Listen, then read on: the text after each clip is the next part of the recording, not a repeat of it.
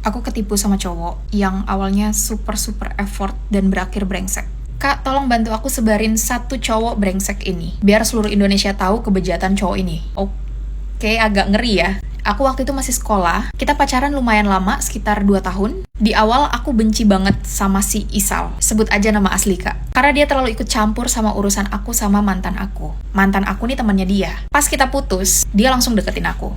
PDKT 1 minggu, dan selama PDKT, sumpah, effortnya gede banget. Aku jadi mikir, nih cowok masih PDKT aja udah effort kayak gini, gimana nanti pacaran? Bentar, aku mau nanya sama cewek-cewek. Menurut kalian, cowok tuh dianggap effort pas mereka ngapain sih? Soalnya banyak banget perempuan yang nganggap itu effort, padahal sebenarnya itu bare minimum. Tapi karena mereka nggak pernah dapetin itu dari orang terdekat mereka, yang aku maksud lebih ke keluarga, mereka akhirnya ngerasa bare minimum tadi tuh sangat spesial. Coba kalian jawab di komen ya, aku mau tahu. Lanjut, aku akhirnya luluh dan nerima dia. Walaupun aku masih takut untuk pacaran lagi. 3 minggu kita pacaran, aku nunjukin rasa sayang aku dengan cium pipi. Tapi dia malah nyosor dan kepancing ke bagian yang lain. Dan dia bilang, aku bakal nikahin kamu kok. Aku bakal tanggung jawab. Itu kalimat klasik ya teman-teman. Saat itu sebenarnya aku belum tahu kalau aku hamil Kak. Aku cuma cerita ke mamaku kalau aku udah tidur sama Isal. Aku cerita ke mamaku karena aku ngerasa Isal mulai ngejauh, mulai menghindar dari aku.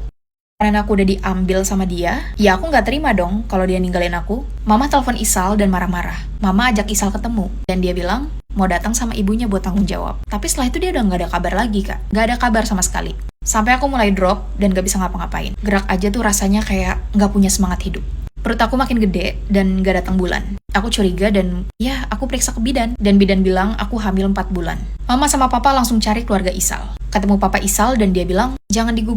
Tapi mereka nggak ada tanggung jawab sama sekali. Akhirnya aku sama Isal dinikahin secara keluarga aja. Karena belum cukup umur untuk nikah di KUA. Isal di rumah cuma 2 minggu dan ketahuan selingkuh sama perempuan lain. Padahal aku lagi hamil anak dia. Sekarang anak Isal udah 1 tahun dan dia nggak pernah ngeliat anaknya sama sekali.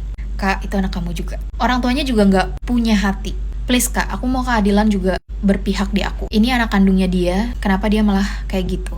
Kenapa harus aku yang hancur sendirian? Sedangkan dia enak di luar sana. Jadi aku merasa kayak, kok gak adil banget. Kasihan anaknya. Setiap kali aku lihat foto papanya, dia selalu bilang, ayah, ayah. Kayak dia pengen digendong gitu Kak, sama papanya. Sayang ini foto gak bisa gendong dia. Sumpah aku nangis Kak. Mamaku juga nangis gak tega liatnya.